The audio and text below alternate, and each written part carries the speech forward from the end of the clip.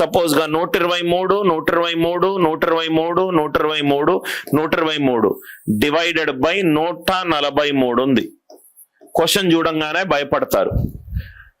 123 123 123 123 divided by 143. Already మనం discuss చేసాం. 143 అంటే 11 ఇంటూ 13, 11 ఇంటూ 13. ఏం చేయొద్దు, group of 3 digits alternatively plus minus, ఇది క్యాన్సల్, ఇది క్యాన్సల్. ఆన్సర్ ఎంత? 0.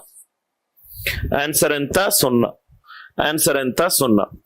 ఏమైనా డౌట్స్ ఉంటే దయచేసి అడగండి. Any doubts that you got please ask me.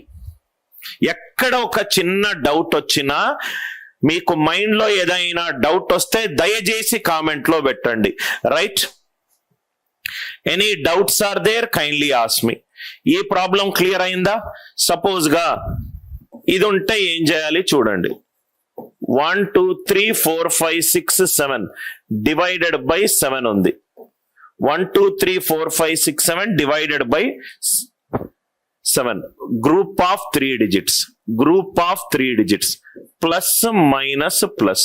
561 7 plus 1 568 minus 234 divided by 7 divided by 8.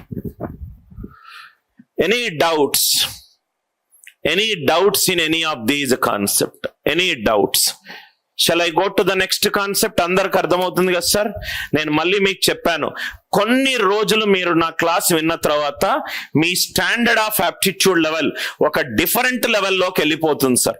మీకు తెలియకుండానే క్వశ్చన్ ని సబ్ కాన్షియస్ గా బెటర్ వే తోడు చూస్తారు. ప్రతి ఒక్కరు రిప్లై చేయండి సార్.